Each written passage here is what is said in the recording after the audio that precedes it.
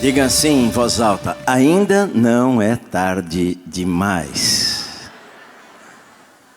Você vai ficar com essa mensagem no teu coração. Hoje é a última semana que eu falo sobre isso. Ainda não é tarde demais. Eu acredito nisso. Quando Moisés achou que era tarde, ele tinha 80 anos de idade. Com 80 anos de idade a gente pensa, bom, não tem mais nada para eu fazer, mas para Deus não era tarde demais, não é verdade? A prostituta Raabe, para ela talvez seria tarde demais para ter uma mudança de vida, mas na verdade não foi tarde demais quando ela creu no Senhor.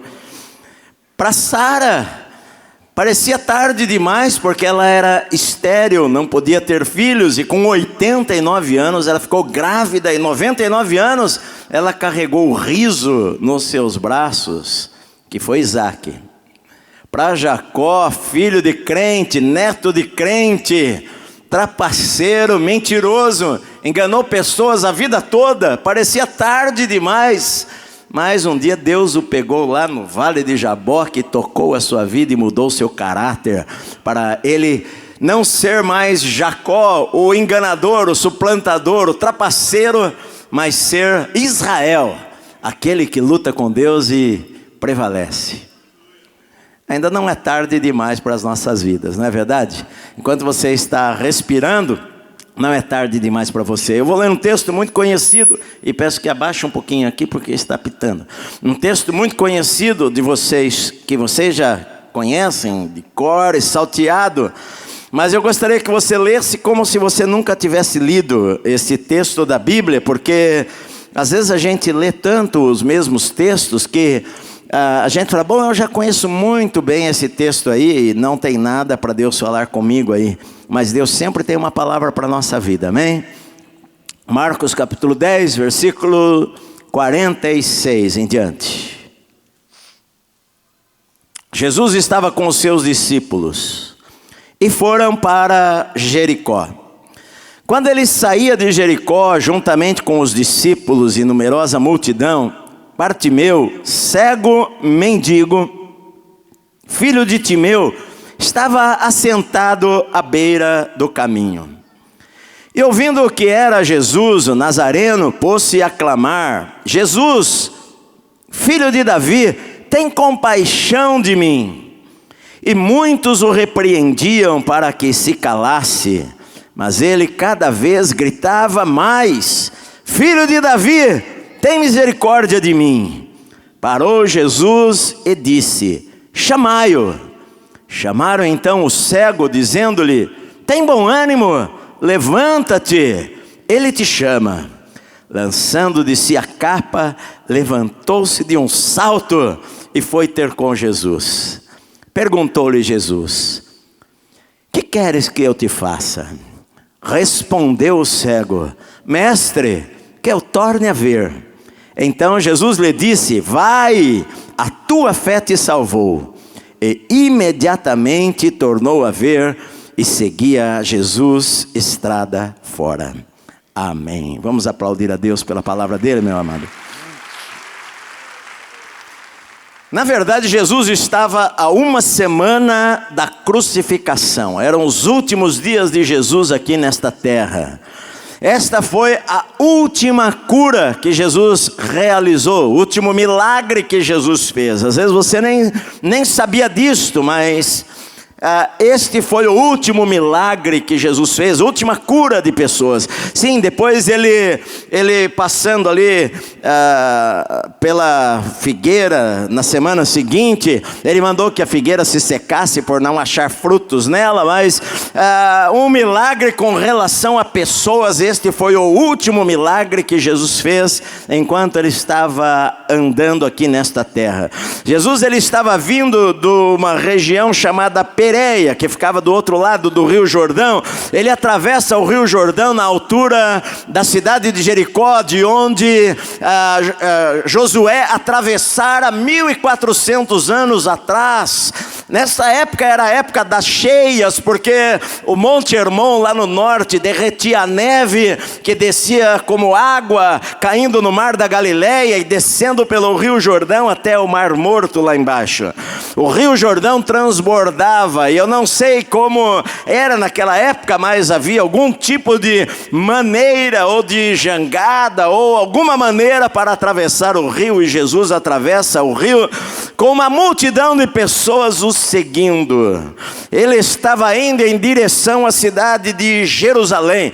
Ele estava indo para a Páscoa. Para Jesus seria a última Páscoa da sua vida. Mas para os judeus era a maior festa que Israel tinha. A festa da libertação, da lembrança da libertação lá do Egito.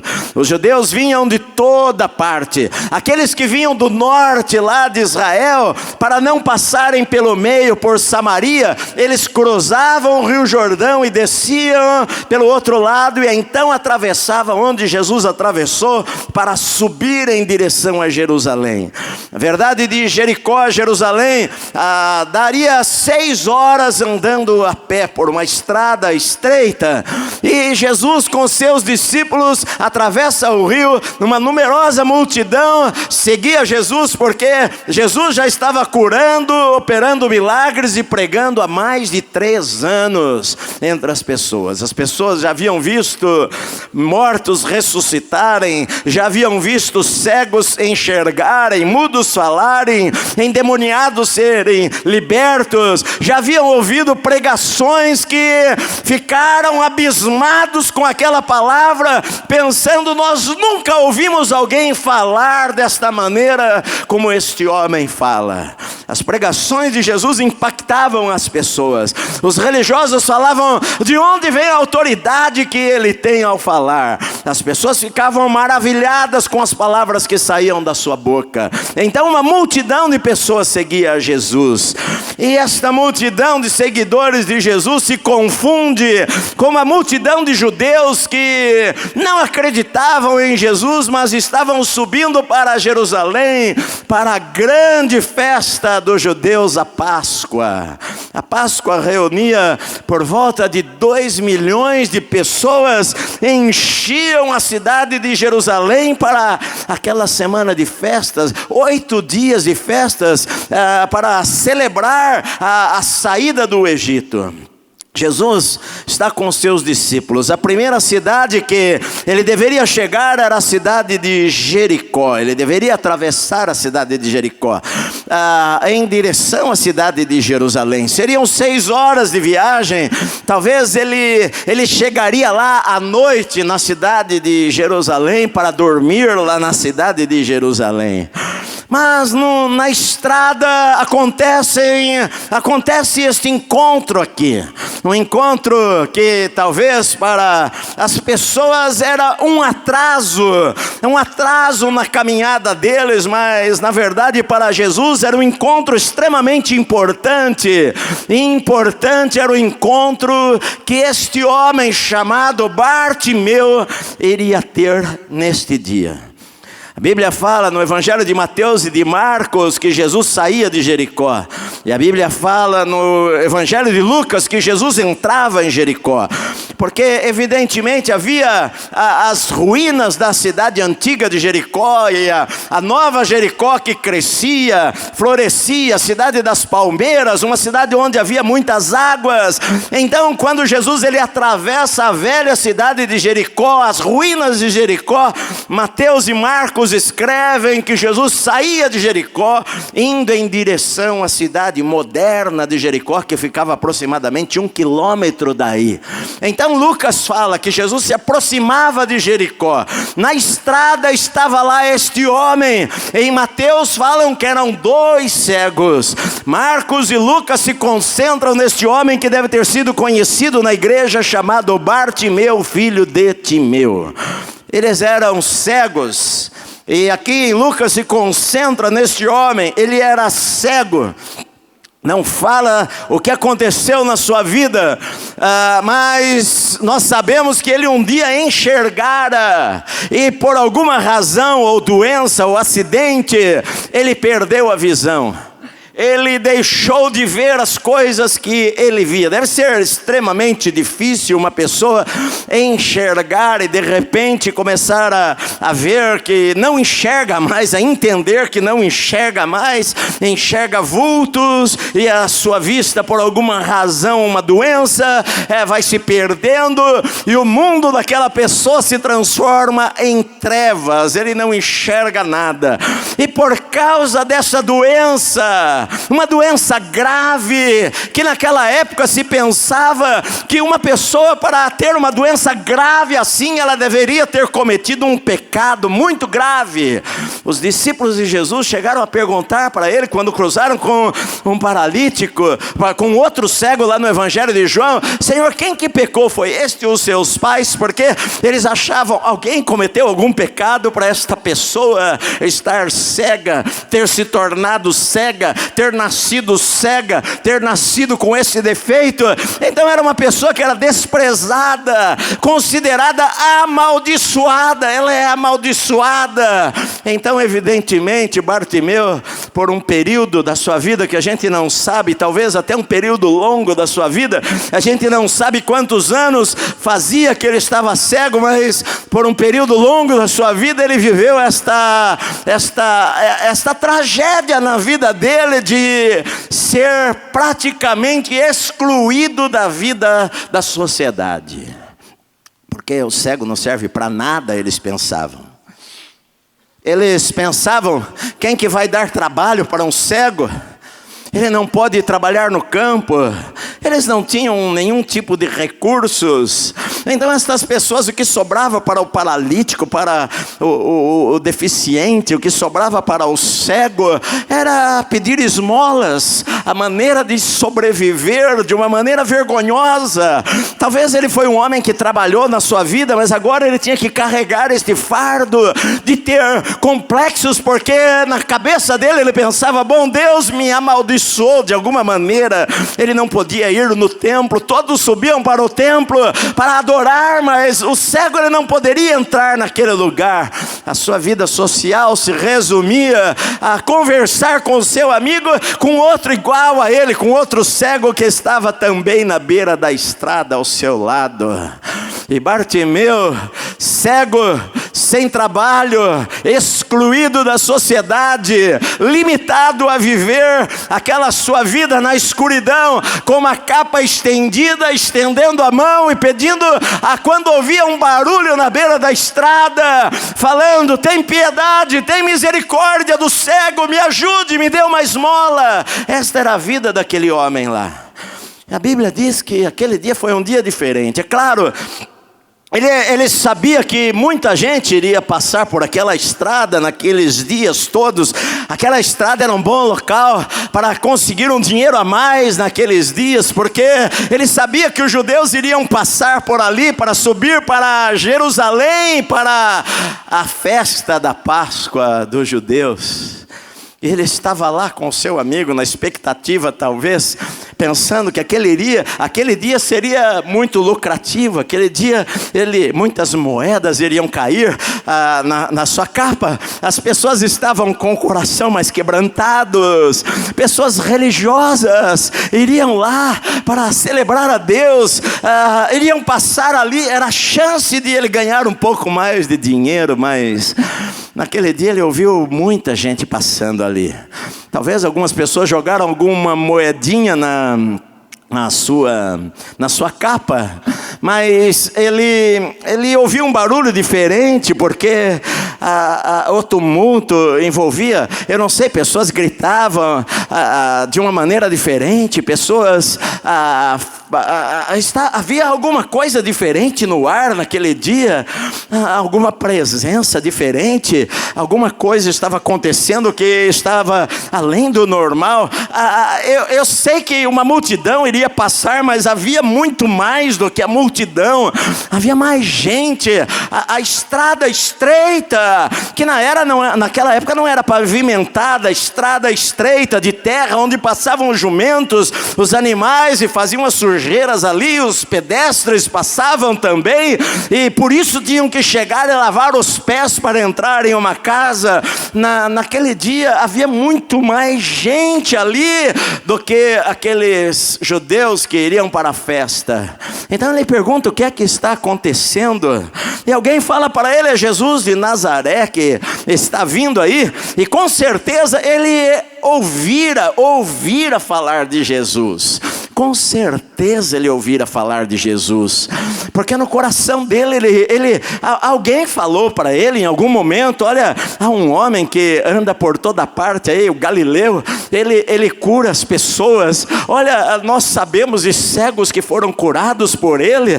Olha, certa vez ele cuspiu no chão e mexeu com o dedo e fez uma laminha lá e pôs no olho de um cego, o cego enxergou. Nós ouvimos falar de paralíticos e mudos e coxos e surdos.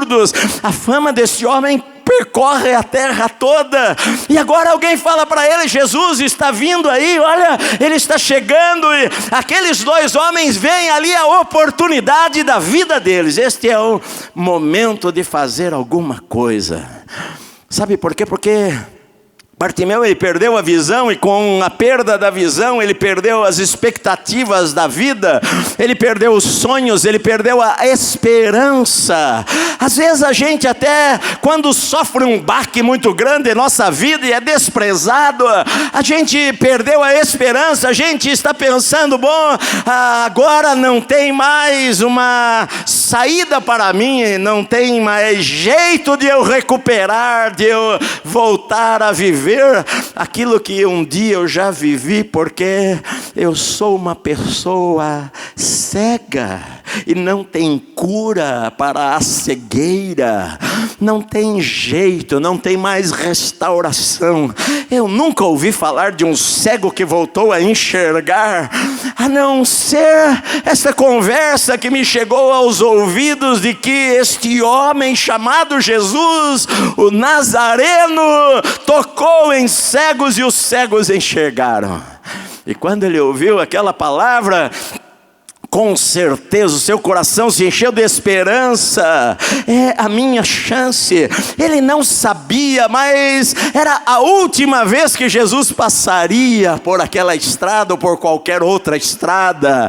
Ele não imaginava, mas ali a uma semana Jesus estaria crucificado. Ele não imaginava, mas ali era a última chance da sua vida. E muitas vezes nós não imaginamos que a oportunidade está passando por nós, e às vezes a gente está distraído demais. Jesus está vindo. Aquele homem começa a gritar: Jesus, filho de Davi, porque eu sei que ele sabia no seu coração, aquele é mais do que um homem. Ele não é um homem comum, ele não é um profeta, ele não é Elias ou João Batista que ressuscitou, ele não é um homem comum. Havia no coração daquele homem a convicção: ele é o filho de Davi.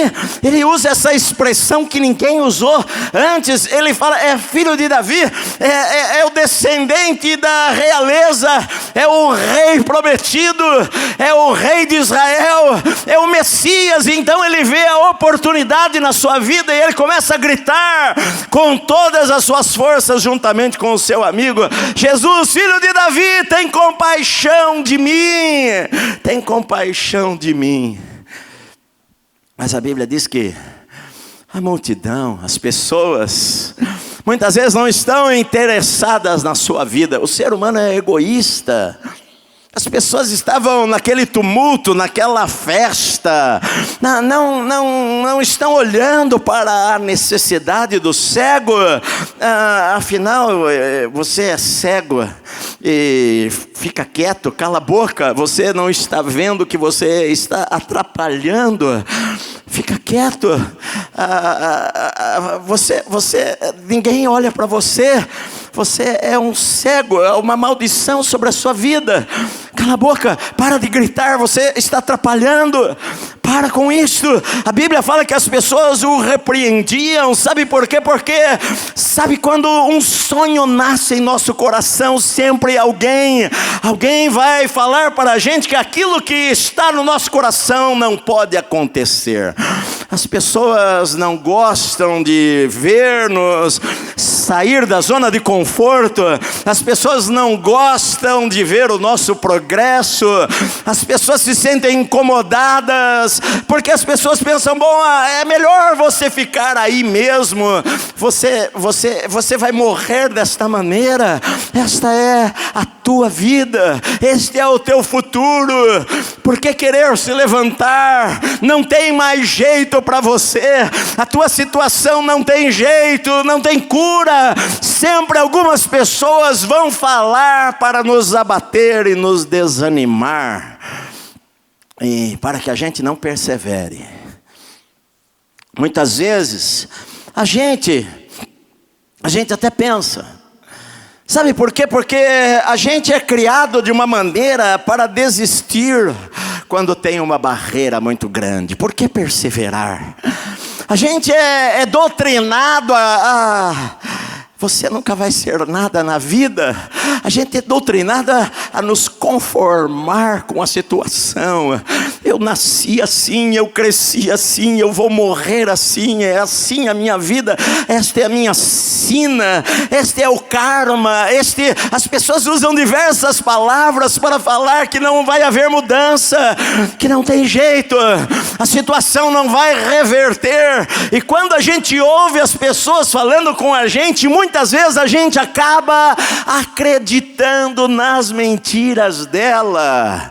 E o diabo pega aquelas palavras e lança dúvida na nossa mente, e lança o desânimo na nossa mente, e lança palavras negativas na nossa mente.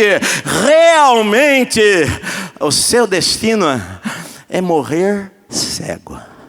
Cala a boca. Você já gritou demais. Se gritar resolvesse alguma coisa, gritar não resolve nada. Ele não vai ouvir você. A gente desiste antes da hora. A gente desiste antes do tempo. A gente desiste na primeira barreira. A gente desiste quando alguma coisa não deu certo. E nós, às vezes as pessoas sempre vão falar para nós. Se você fica doente, alguém vai falar para você que já viu pessoas na situação que você está aí. Que Deus tenha misericórdia da tua vida. E não tem muito o que fazer. A gente acaba acreditando nos relatórios e diagnósticos e naquilo que nos falam, e tiramos o nosso foco de Jesus e colocamos os nossos olhos na nossa situação. Olha, a minha situação é esta, a minha situação é lamentável, a minha situação é terrível, não tem como resolver as coisas. Quantas vezes nós agimos desta maneira? Um homem resolveu fazer um experimento, e ele se trancava na sua oficina, lá no torno mecânico, por horas e horas, dormia 4 horas por dia, para conseguir o dinheiro para manter aquele programa que ele queria fazer, uma invenção. Ele hipotecou a sua casa, as joias da sua esposa, para conseguir um dinheiro para o seu experimento. E então ele oferece, depois de muito trabalho, ele oferece a uma empresa, e a empresa fala para ele: olha, não tem a qualidade que nós exigimos, e rejeita aquilo. Bom, ele poderia desistir, mas então ele entra para estudar qualidade. Por 2 anos ele faz um curso, é zombado por pessoas, porque você vai perder o teu tempo com isto. E ele estuda, e ele então vai e aperfeiçoa aquilo lá e oferece para a mesma empresa, e a empresa compra a ideia, e então ele começa a trabalhar, monta uma pequena fabricazinha. Só que chega o período da guerra e a sua pequena fábrica é bombardeada uma vez, mas ele fala, não, eu não vou desistir. E em seguida a sua fábrica é bombardeada pela segunda vez e ele fala, não, eu vou reconstruir. Mas um terremoto vem e destrói tudo. Você poderia pensar, bom, é o fim da história. Mas não, ele falou, eu vou continuar. Com a crise e a guerra, o petróleo some, a gasolina sobe muito, não tem como mais andar de carro, ele não consegue pegar o carro nem para fazer compras, para sustentar a sua família. Então ele pega a sua bicicleta e ele inventa lá um motorzinho e coloca um motorzinho na sua bicicleta e sai pedalando e andando com aquele motor, andando de um lado para o outro, e chama a atenção das pessoas que começam a falar, nós queremos uma bicicleta deste jeito com motor. E ele começa a vender aquelas bicicletas para os seus vizinhos e para as pessoas, mas ele não tem dinheiro porque é tanta gente querendo aquela bicicleta com motor que ele resolve falar com 15 mil lojas se queriam adiantar algum dinheiro para ele conseguir ter dinheiro para produzir aquilo. E 3.500 pessoas vendo aquilo como uma novidade resolvem colocar um dinheiro adiantado para ele, e então ele começa a fabricar aquelas bicicletas com motor, e a sua empresa se tornou uma das maiores do mundo, que é a Honda. Por que perseverança? Porque eu não vou desistir, eu não vou parar. Não vão ser as palavras contrárias que vão me desiludir, não vão ser as palavras negativas que vão me desanimar, não vai ser a oposição que vai me barrar, não vai ser as críticas que vão me parar. A multidão falava, cala a boca, fica quieto, você é cego, ninguém vai dar atenção a você. Mas muitas vezes a mesma multidão que critica é aquela multidão que vai falar depois, porque a Bíblia fala que Jesus parou ouvindo a sua voz, porque Jesus ouve vozes sinceras, Jesus ouve oração sincera, e no meio daquela gritaria, daquela multidão, a voz daquele homem soa no meio da multidão, o grito de socorro: Senhor, filho de Davi, tem misericórdia da minha vida. E a Bíblia diz que Jesus parou e falou, chamai-o. E a mesma multidão que havia falado para ele, cale a boca, as pessoas vão ali e falam, vamos, levanta-te, pegam no braço dele, tem bom ânimo, ele te chama. E a Bíblia diz que aquele moço, aquele homem, Bartimeu, não perde a oportunidade da sua vida, e de um salto se levanta, deixa para trás a sua capa. Sabe por quê? Porque ele acreditava que se eu chegar perto de Jesus, eu não vou precisar mais da minha capa. As moedas ficam para trás, a capa fica para trás. De um salto ele se levanta, as pessoas seguram no seu braço para dirigi-lo, porque ele é cego e não enxerga. Ele chega diante de Jesus, mas o que ele consegue ver é uma escuridão. Ele não vê o rosto daquele homem, ele não vê como ele é, se ele é alto ou se ele é baixo, ele não vê as pessoas que estão ao redor, mas com certeza ele sente alguma coisa diferente ao estar na frente daquele homem. E quando ele ouve aquela palavra, com certeza no seu coração treme, quando ele ouve aquele homem falar para ele: o que queres que eu te faça? O que você quer? O que você precisa?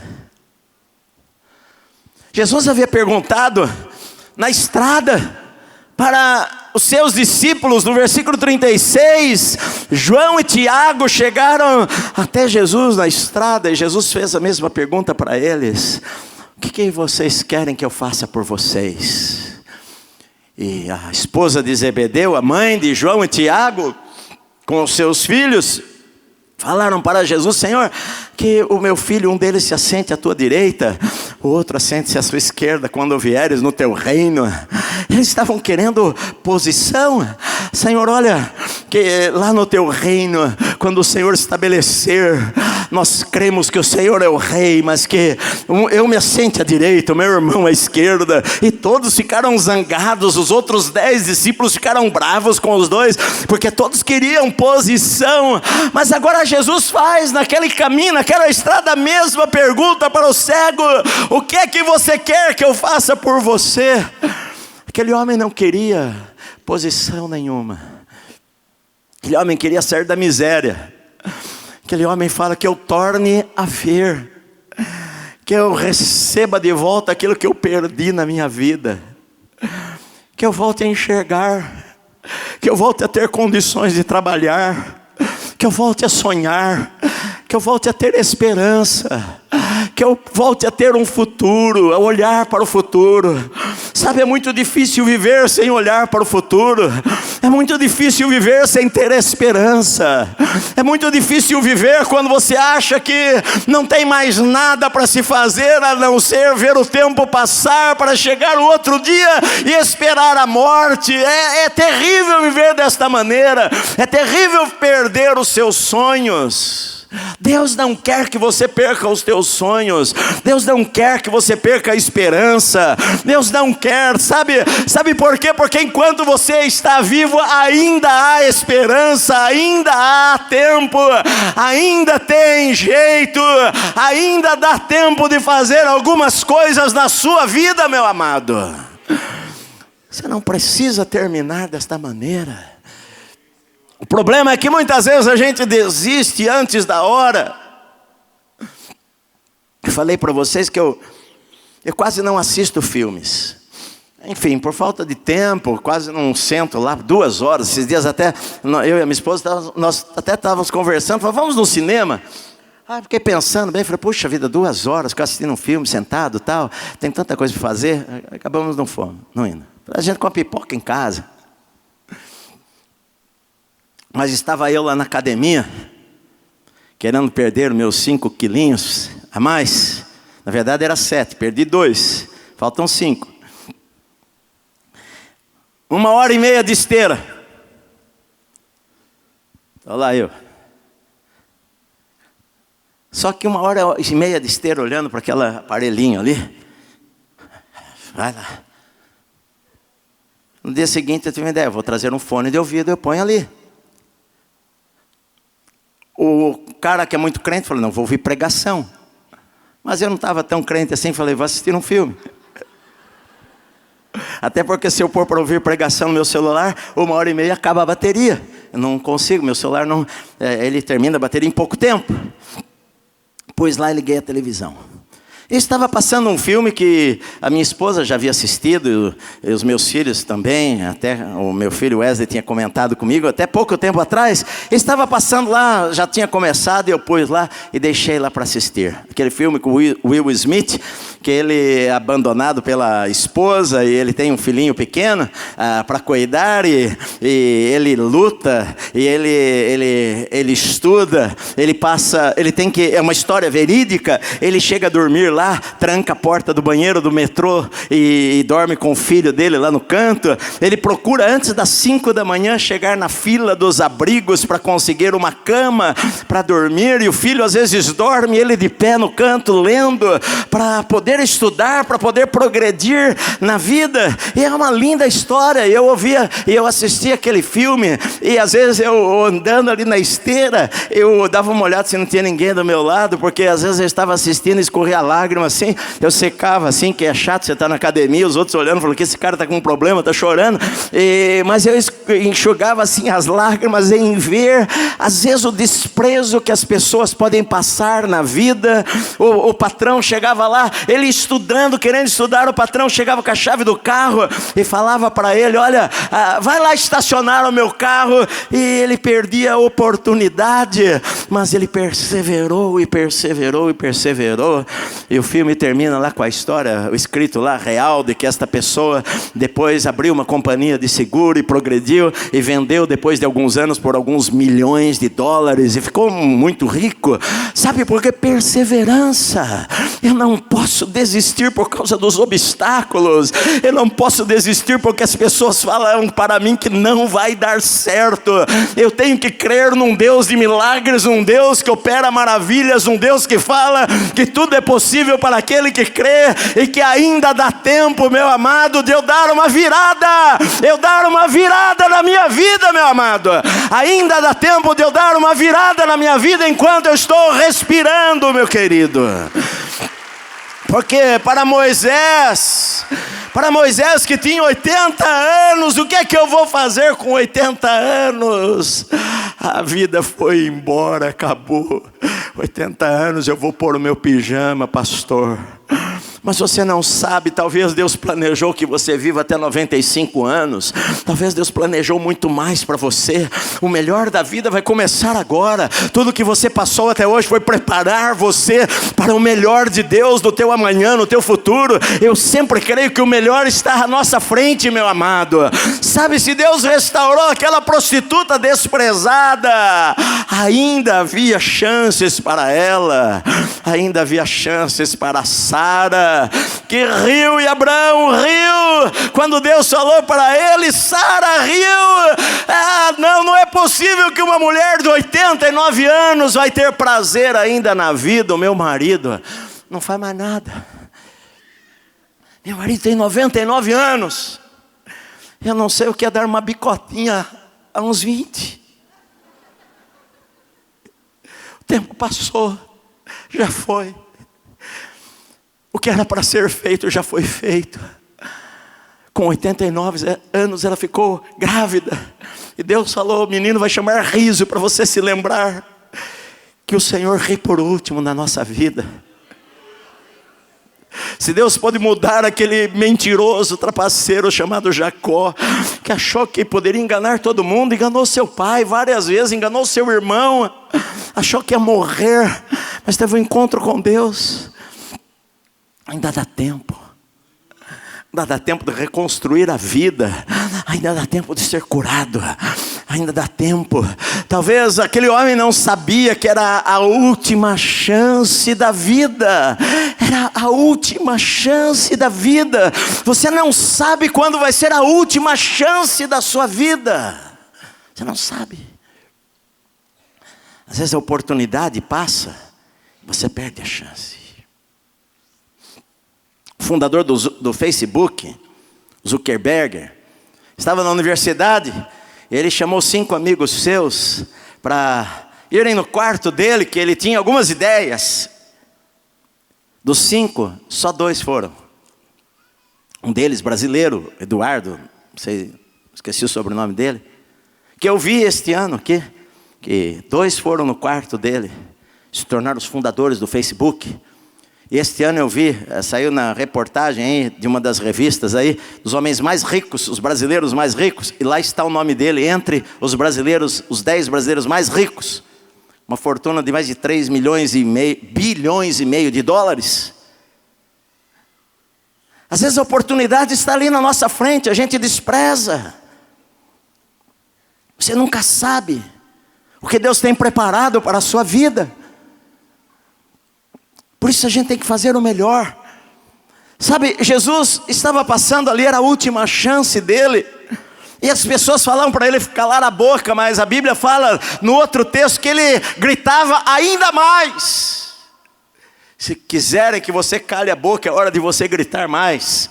É hora de você falar: não, eu não vou desistir, eu não vou desanimar, eu vou para a luta, eu vou correr, eu vou ganhar esta maratona, eu vou ganhar esta batalha, eu não vou desistir. Eu não sou dos que desistem, eu não sou dos que retrocedem. Eu creio num grande Deus, num Deus que abre portas onde não há portas. Eu creio num Deus de milagres, num Deus que abençoa, num Deus, eu vou orar, eu vou buscar ao Senhor, eu vou clamar ao Senhor. Deus vai me dar planos, Deus vai me dar estratégias, Deus vai me dar ideias, Deus vai me dar caminho. Sabe, querido, o importante é a gente se aproximar de Deus para saber o que é que Deus quer. Não é qualquer oportunidade, porque o diabo também pode aproveitar e dar uma oportunidade para você, que você pode pensar que é maravilhosa, mas é um laço para destruir a tua vida. Você tem que orar. A Bíblia diz: entrega o teu caminho ao Senhor, confia nele, as outras coisas ele vai fazer. Não te apoies no teu próprio entendimento, reconhece ao Senhor em todos os teus caminhos, e ele vai endireitar as tuas veredas. Colocar Deus em primeiro lugar.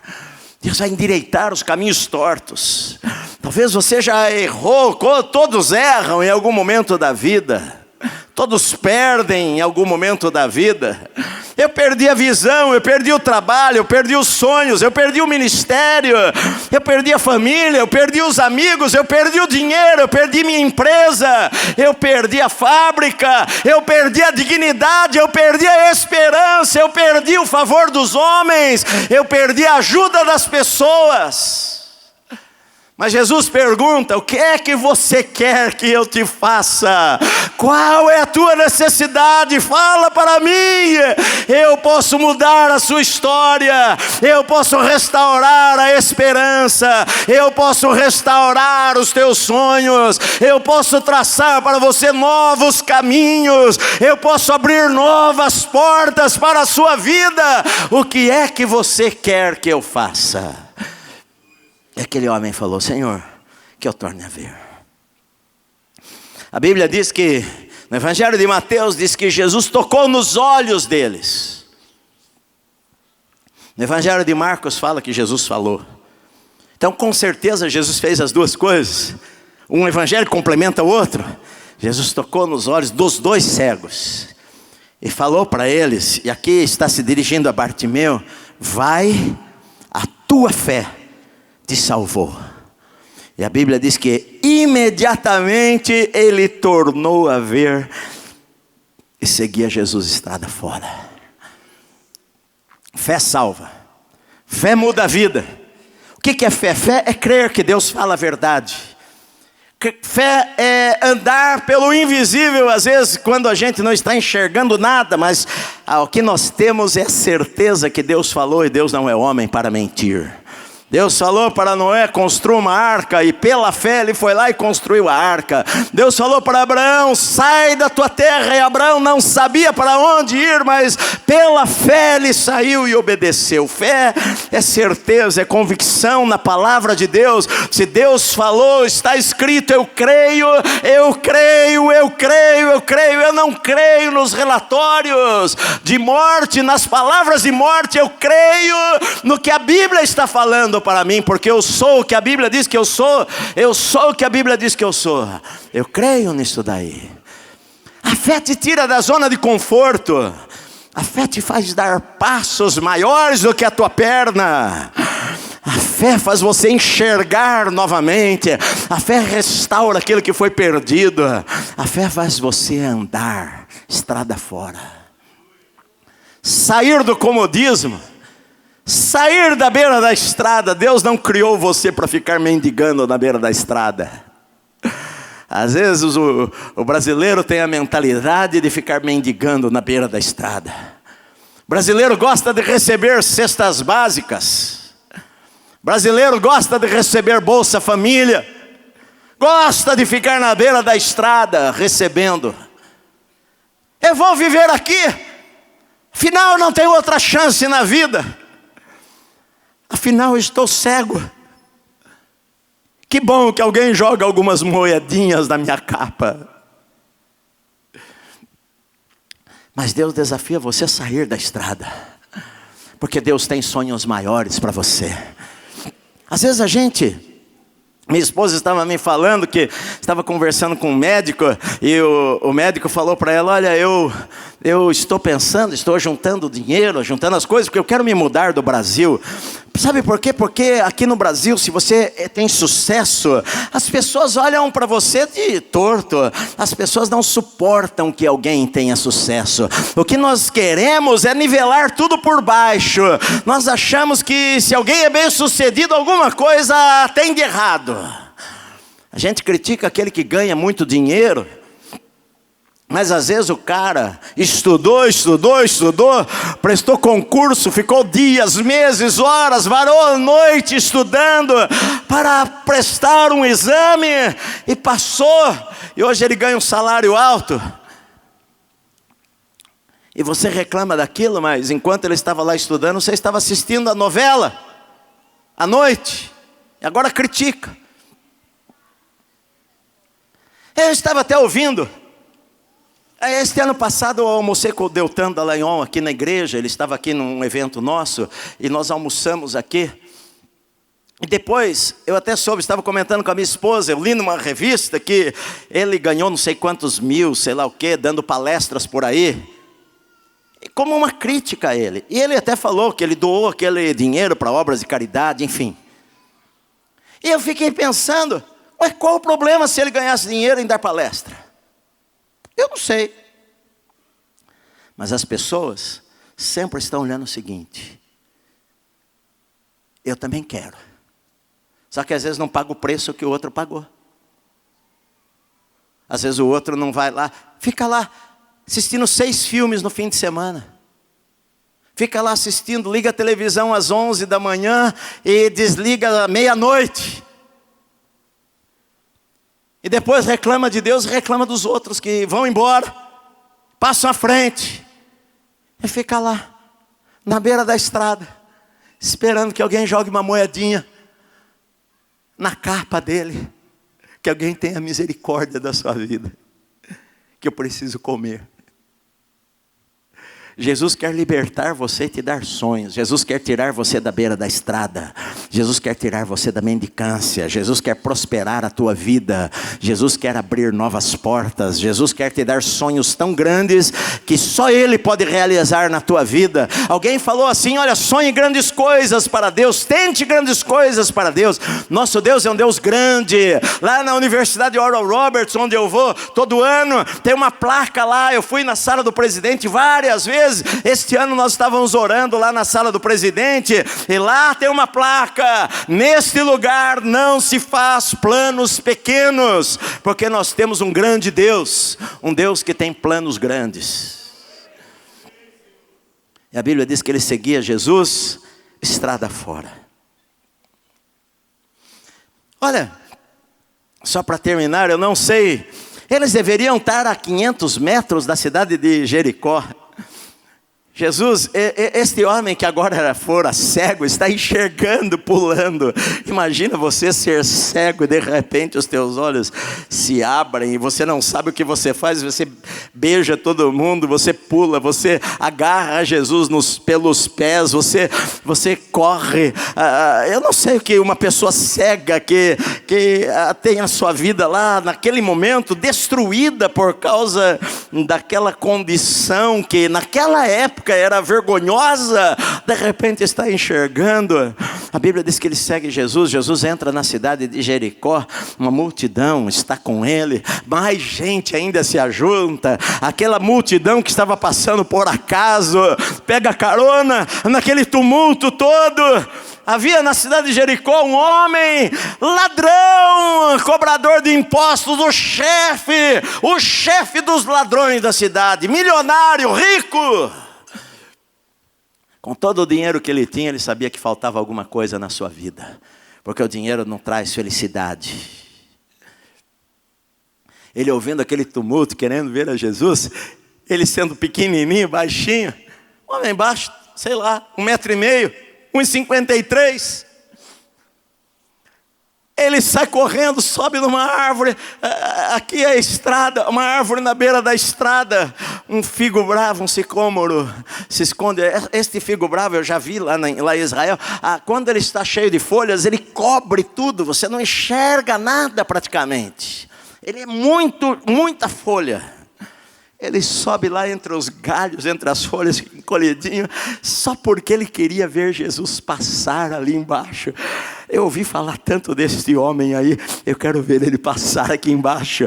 Mas para a surpresa dele, quando Jesus está bem embaixo da árvore, Jesus olha para cima e vê aquele homem pendurado lá e fala para ele: Zaqueu, desce depressa, porque hoje me convém pousar em tua casa. Como ele sabe o meu nome? Como ele sabe que eu me chamo Zaqueu? Como ele parou? A Bíblia diz que Zaqueu imediatamente desceu e o recebeu com alegria. Com certeza a multidão reclamou bastante. Se esse fosse profeta, saberia na casa de quem ele está indo.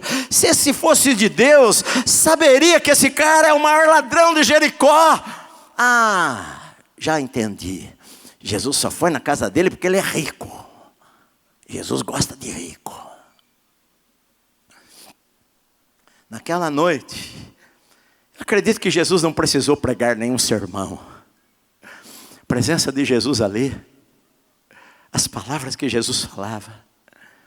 Zaqueu falou para ele: sabe, Senhor, se eu roubei alguém, defraudei pessoas, eu vou restituir 4 vezes mais. E Jesus falou: olha, na verdade eu digo para vocês que estão aqui, hoje houve salvação nesta casa.